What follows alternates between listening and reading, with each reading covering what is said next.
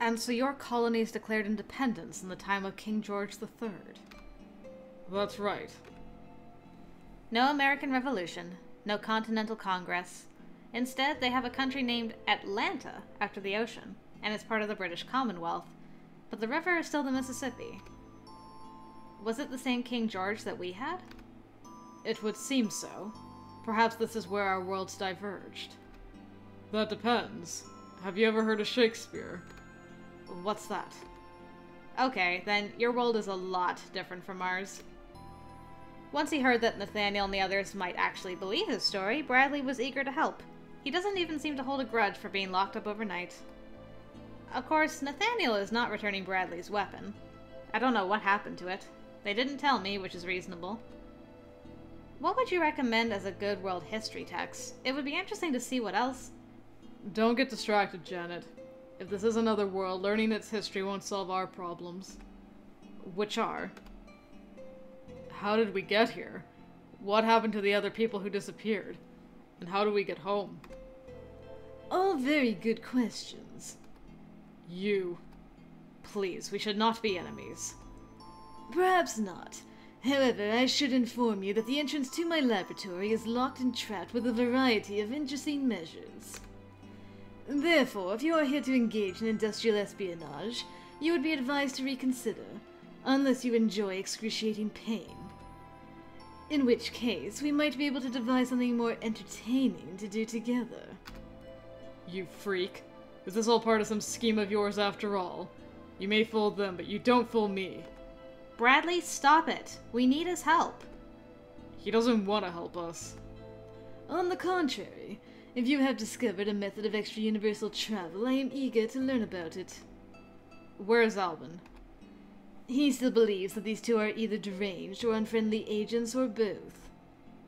But you've changed your mind. That's my prerogative. Okay, so what do we know? We've jumped from our world into yours, and this has probably happened to people before. Bradley, you said people were disappearing every 5 years, and the first one was 25 years ago, right? The first one I could find in the papers. Not every missing person gets news coverage, and it's not always easy to know where someone disappeared from. There could be more. Of course. Why would anything be simple? But did they all come here? Susan said that she saw a large house with lights in the windows, but that's not much of a description. I thought it was this house, but I can't be sure. Susan was your sister? Susan is my sister. She's out there. Somewhere. Well, what does she look like? In case someone saw her here. Taller than you. About 5'9". Brown hair down past her shoulders with bright purple streaks. Hazel eyes. She had 3 piercings in one ear, one in the other.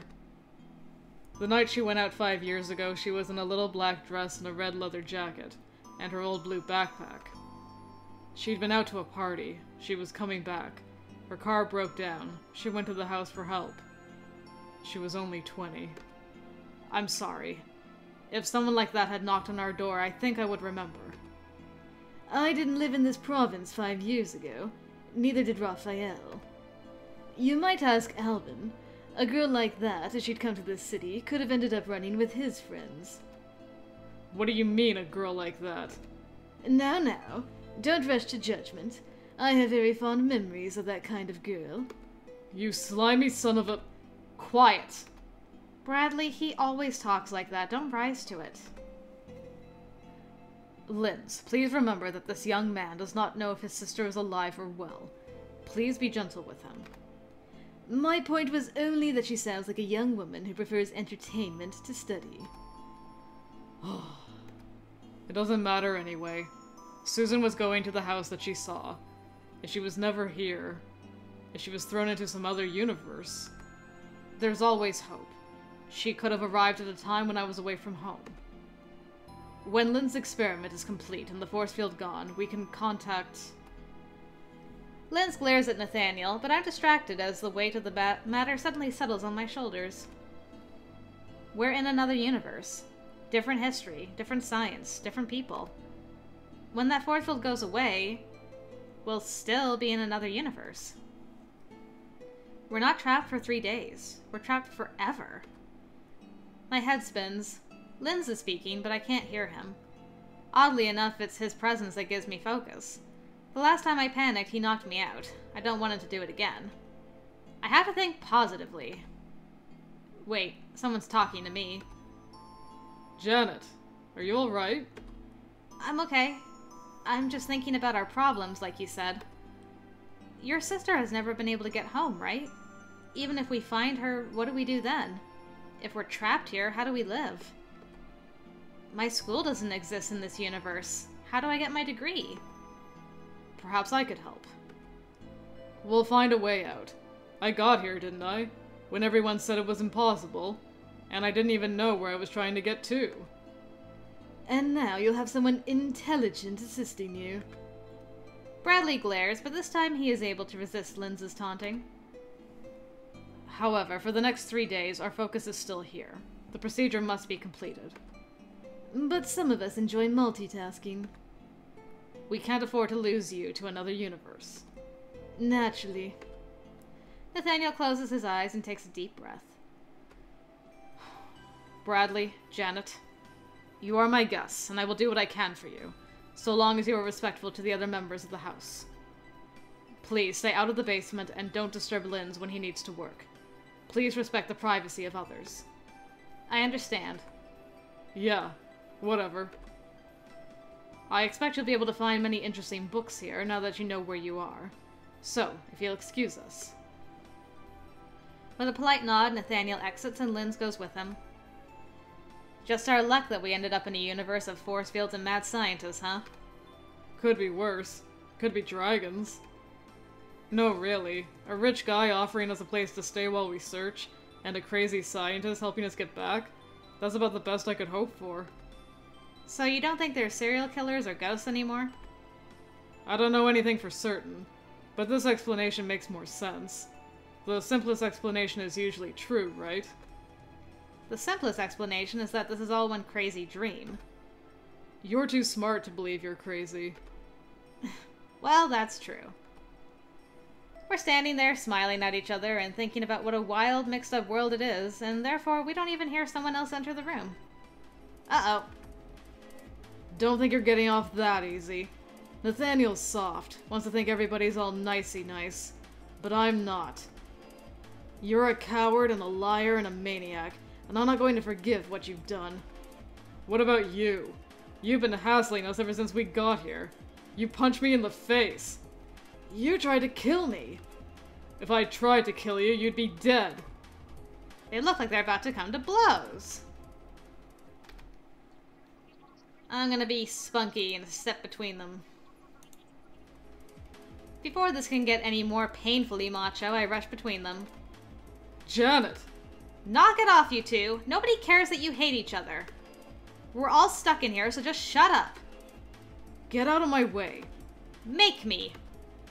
This is between him and me. You shut up too. What do you think you're going to accomplish anyway? Knocking each other's teeth out? You'll bleed all over the carpet and you'll still be here. Idiots. Alvin raises his hands in surrender and takes a step back.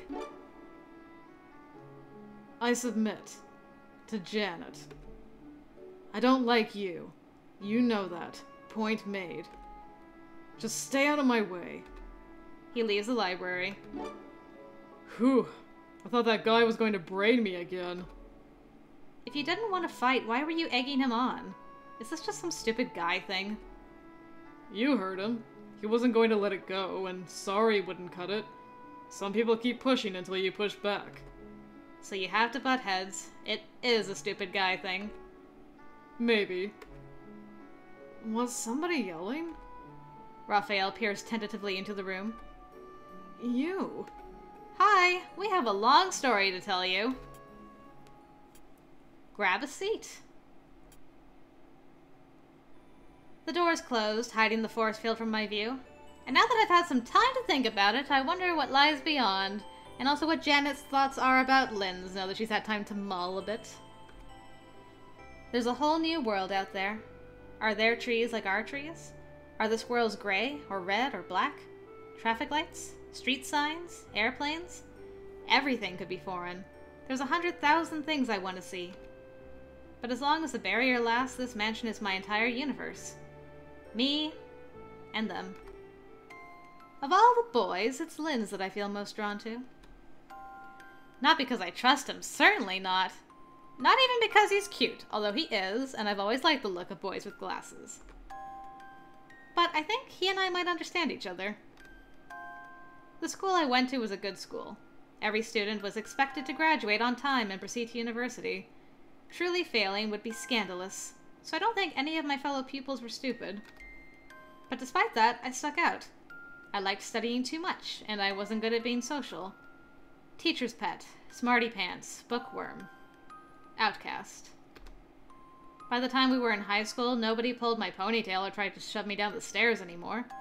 Many of the girls even apologized for how badly they treated me when we were kids. And I forgave them, but I still kept my distance. Which meant that they got the last laugh after all.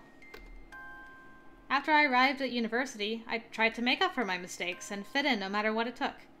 Even if that meant a date with a guy I didn't know and didn't want, just because everyone else was doing it. Well, that wasn't the only reason.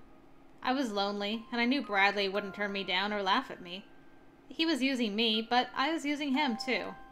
If I could get the hang of dating, then maybe when I found the right guy, I could manage not to make a fool of myself. Being myself was a failure. I wanted to be normal, and successful, and happy. I was wondering when she was going to get back around to Linds. Okay. Linds is obviously a very smart guy. I don't know if he's smarter than me, because we haven't studied the same thing, so there's nothing to compare. I respect his intelligence, of course. When I watch him, I get the feeling that here is a man who doesn't care what anyone else thinks of him. Nathaniel's polite. Albin postures. Raphael tries to please. Linds says what he thinks and does what he feels like. Of course, what he thinks and feels is often something perverted. Everyone wants to be loved, don't they? I've never been in love. I've never been kissed, unless you count that time when I was 4. If I wanted someone to experiment with, Linds would be a much better choice than Bradley. Okay, so this is what we think of Linds. You know, he'd probably be, like, a good practice guy, you know? He'd probably jump at the chance. Is that what I want? I admire him. He's cute and clever, and he plays silly games with language that amuse me. This is very true. But he teases me constantly. It makes me feel like an awkward, silly little girl. I'm sure he's had tons of girlfriends. Or maybe boyfriends. He could even be married. He's much older than I am. Of course, this is another universe. Anything that happens here won't count when I get home. It's the perfect setup. What happens in the AU stays in the AU. There's so much I could learn from him, if he'll let me. As long as I don't get emotionally involved. Interesting, we got clinical Janet up in here. I find Linds and Bradley in the library trading notes. We don't have moon bases. What power sources do you use? Mostly oil and gas, maybe coal, a little bit of nuclear and wind power. Nuclear fusion or nuclear fission?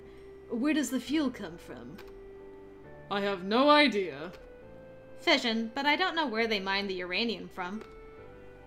I see him frown and draw a large black X on the paper where he's taking notes.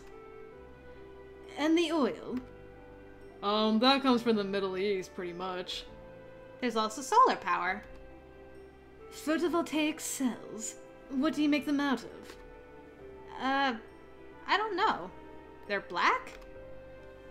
He shakes his head, which makes my cheeks burn. It's not my fault I don't know how to build a solar cell. I'm only in freshman chemistry. What about medical science? Do you, I mean your culture, know how to restore brain function? I don't think so. You hear about people coming out of comas, but it's not because of anything the doctors did. We just keep them alive, and sometimes they wake up. There was something in the news about keeping people really cold to prevent brain damage during surgery, but I don't think it helps fix existing damage. Not good enough. Surely I can do better and prove that I'm knowledgeable about science and medicine. Maybe stem cells? They might be able to grow new brains with them eventually. Cells from the brainstem? No, it's a kind of non-differentiated cell that can develop into all other kinds of cells. So they're working on being able to use them to grow replacement organs instead of having to wait for donors. Hearts, lungs, maybe even brains. Interesting. Have you found a cure for transplant shock? You mean organ rejection? I think they use immune suppression drugs. This medical stuff is kinda gross. What about longevity drugs? We don't have any, not ones that work anyway. There are a bunch of scams about starving yourself or extra vitamins, but they do nothing. Interesting. Our early trials suggest lifespan enhancement of up to 30 years without the failings of extreme age, although it's soon to tell. You cured old age? Are you sure we're the ones from the future? You're not from my future. You're from a different future and a different past. You're behind us in space travel, ahead in electronics, and each of our continuums has medical technology that the other doesn't. Knowledge which you take for granted could be a matter of life and death here, or vice versa. Our greatest discoveries will likely be accidental. Now, let's talk about your method of traveling between universes. Don't know anything about it. It just happened. Where were you before you came here? We went to the dressage restaurant, then to the Galleria cinema at the mall. But none of that exists here, so why does it matter? Because I like to determine exactly where the wormhole you came through is. Now, have you been to this mall before? Sure, plenty of times. Me too. Where did you go after leaving it? We drove around for a while. It was dark and raining. When did it start raining? Must have been during the movie. Thunder? Lightning? No. Did you notice anything at all out of the ordinary at any point during your drive?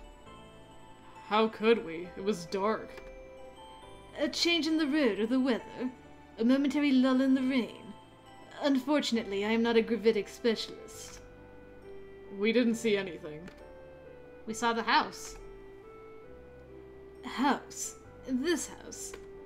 Maybe. It was dark and I was looking out the window, and then for a moment I thought I saw something in the woods like distant lights. Then the car broke down. Bradley pinches his lips together, saying nothing. About how far away was that? I don't know. Less than a mile. Once we started walking, I saw the lights again and we followed them to the house. Did you notice anything odd when you were walking here? Other than Bradley clinging to my hand for dear life? You know why I was... I reach out and squeeze his hand to reassure him that I'm only teasing. Yes, other than that. There weren't any signs of anything strange while we were walking to the house, and I was looking for them then. Spotting the house was what made the difference. There was never a house there before. If there's a wormhole, it has to have been back on the road. Which means that your car should be present within this reality, and it may mark your entry position. Once matters here are concluded, we should investigate. Yeah. Sounds good. With the tension in the house calmed for now and dinner uneventfully behind us, we're all hanging around together. It's a little like a slumber party, even though I haven't been to one of those since I turned 13. The name of the game is I Never. When it's your turn, you must state something that you have never done. Like, I've never ridden an elephant? The idea is to pick something that you haven't done, but that you think the rest of us have. So probably no elephants. Usually this is a drinking game, but as some of you don't care for alcohol, that's what the chocolate peanuts are for. Each of us has a small bowl containing 6 chocolate-covered peanuts. If you have done what the speaker never has, eat a peanut. And if you're not sure it counts, it counts. Whoever runs out first loses. Which will probably be you. Perhaps. However... He holds up a finger in the air dramatically. I have never cheated on a lover. I may have had more than one at the same time, but everyone involved was aware of the situation and the rules. That's not cheating. Everyone was... What has Linds been up to? There's a moment of silence while everyone looks at each other. Finally, Albin shrugs and takes a peanut. Albin. There was this girl. We went out a couple of times, nothing serious, and she got all crazy.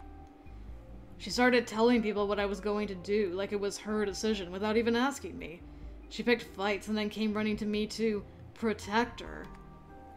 So I made it very clear that I was not her property. In public. With her best friend. How should Janet respond to this information? Gotta be assertive on Linds's route, so we'll scold Albin. That's awful. If you are mad at her, you should have just broken up with her honestly. He shrugs. She was crazy. She probably wouldn't have listened. Some girls just don't know how to mind their own business. So, I suppose it's my turn. Well, I have never snogged a man. What is snogged? Albin and Lynn stare at me. Nathaniel covers a smile with his hand. It's, you know, kissing. With tongues. Oh. Oh! What a funny word. Well, then I've never done that either. With a grandiose wrist flourish, Linds takes a peanut from his bowl. No one looks terribly surprised, although Bradley rolls his eyes a bit. You next. Very well. I have never driven a motor vehicle. Everyone else, except Raphael, reaches for a peanut. I don't have a car, but I took driver's ed, so that means me as well. Why not? Some people find cars interesting in themselves, but I never did. If I need to go somewhere, I can get someone to drive me. Usually. You've been quiet, Bradley. Your turn. I'm not sure what's safe to ask. Safe? Well, you're a... He cuts off and shakes his head. I've never worn makeup. Well, that's me then. Linds, Albin, and Raphael reach for peanuts as well, but not Nathaniel. I suppose the rest of them have dressed up for Halloween. So my turn. What should Janet say she's never done? The most exciting of the ones, which is snogged a lady. I've never kissed a girl. On the lips. Quickly, I open my eyes and look around to see their reaction. Albin said he'd had a girlfriend before, and Linds has obviously been there and done that, but... every single one of them reaches out to take a peanut. Bradley? Raphael? You have a girlfriend? It's not what you think. I was 8. You were a very young romantic? I hope it's that and not something worse. It was for a play. Oh. We were doing Sleeping Beauty, but none of the boys in my class were good at acting. So they made you play Prince Charming? No, that's the biggest part. And the best person to play it was one of the girls. They made me play Sleeping Beauty. Raphael is a pretty princess? I can just about see that. So, that leaves me. There's a long pause while his eyes flicker back and forth. I have never... We wait for it. Worn pink socks. Everyone stares at him. What? I haven't. I'm not absolutely certain whether I have or not. I would never pick them out for myself, but my parents probably put me in something pink as a baby. I assume I'll be the only one, but as I take my peanut, I notice that someone else is as well. Bradley? I'm not so good at doing laundry. That's the end of the first round, then. Linds and Albin are tied for last, with each having only 2 peanuts left. Albin and Linds exchange glances. I have never spray painted my initials on the outer wall of a government building. Albin takes a peanut. I have never worn glasses. Linds inclines his head and reaches for a candy. To my surprise, Nathaniel does as well. Do you have contacts? No. When I was small, I used to borrow my father's reading glasses. How cute! Linds and Albin are tied, each with 1 peanut remaining. And so it falls to you to cast the deciding vote. Perhaps. However, I have never drunk absinthe. Bradley looks confused as Linds and Albin sigh in unison and then turn on him. No one's done that. Your turn. I have never ridden a horse. Neither have I. I don't hate horses, but I've never found them as exciting as some girls do. Nathaniel takes a peanut, no surprise. So does Raphael. And so does Albin, losing the game. I didn't think you were the horsey type. It wasn't my idea. He stands up abruptly, kicking over the empty peanut dish. This is a stupid game anyway. What a sore loser. We don't sass him this time. He walks away and no one even comments on it. I guess he does that a lot.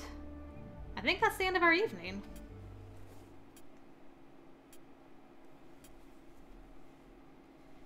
It's Monday morning. I ought to be in my dorm room, smelling Vanessa's hairspray and getting ready for class. Unlike some people, I don't leave my homework to the very last minute, so it wouldn't take long. Has she reported me missing by now? Have they called my parents? Are the police looking for Bradley? It's 1984 here. If whatever sent us here also sent us through time, then maybe when we get back it'll still be the day that we left, and we will never have been missing at all. Of course, Bradley's sister never came back. I stand up, yawn, and stretch. I slept through the night, but I don't feel completely rested. I blame the dream. I was in a dark forest at night, but not like the forests around here.